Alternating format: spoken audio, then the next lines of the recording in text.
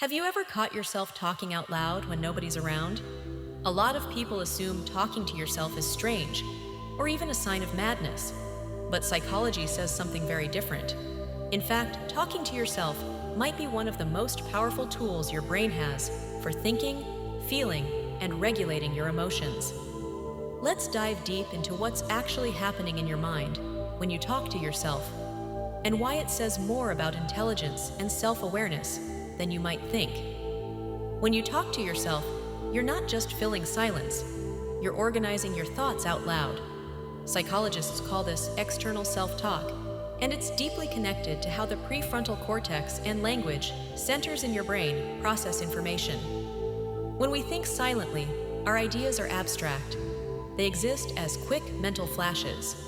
But when we verbalize them, even in a whisper, our brain turns them into structured sentences, forcing clarity. It's like taking the chaos of your mind and translating it into a plan your brain can actually understand. That's why when you say things like, "Okay, step 1, I'll do this. Step 2, I'll handle that," your focus sharpens. Studies show that speaking your goals out loud actually improves task accuracy, memory, and concentration. In other words, your voice acts as a mental anchor, helping you turn thoughts into action.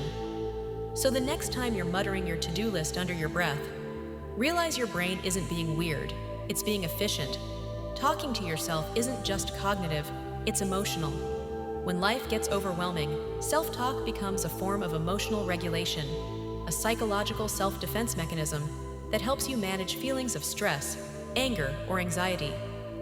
Think about when you say, "It's fine, I can handle this." That's not random. That's your inner caretaker stepping in.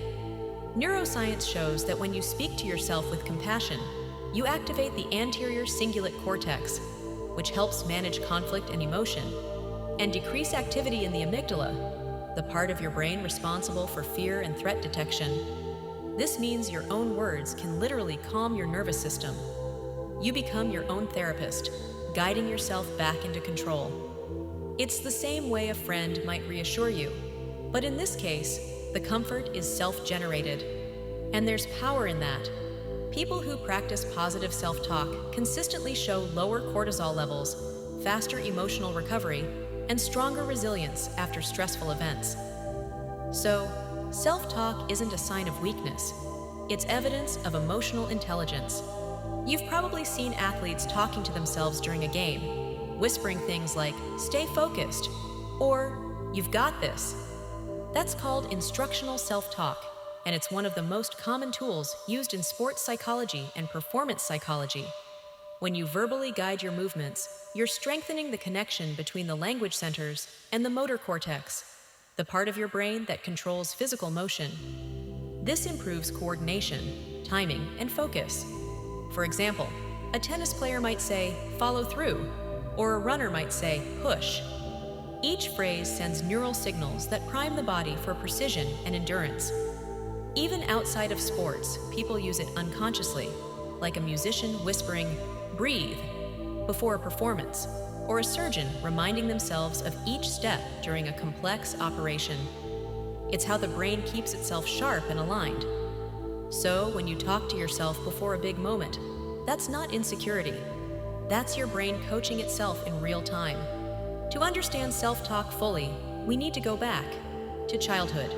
Psychologist Lev Vygotsky discovered that young children often talk out loud while playing, saying things like, "Now the car goes here," or "He's the superhero." He called this private speech, and it's how kids learn to control their thoughts and behavior.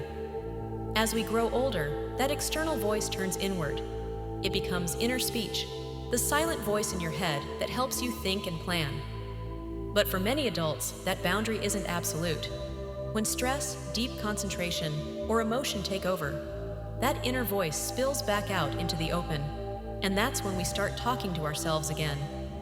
It's the same mental process, just externalized.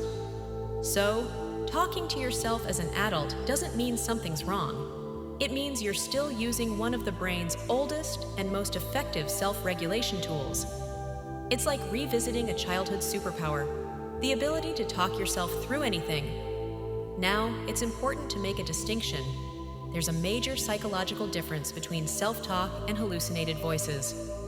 Healthy self-talk is voluntary. You know it's you. But in conditions like schizophrenia, people might hear voices that feel external, as if someone else is speaking.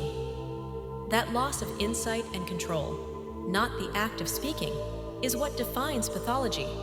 So, as long as you're aware that the voice is your own, there's nothing unhealthy about it. In fact, it's part of what makes you mentally organized and self-aware. So the next time you catch yourself talking out loud, don't feel embarrassed. You're not crazy. You're doing what the human mind evolved to do, to think more clearly, regulate emotions, and guide yourself forward. Talking to yourself is proof that you're not living unconsciously. It shows that you're actively engaging with your thoughts, directing your emotions, and giving your mind a voice. In a world that's always loud with outside opinions, sometimes the most powerful thing you can do is listen to your own. If you like this content and want to see more, hit that like button and subscribe so more people can see this. Also, comment down below. Do you ever talk to yourself out loud?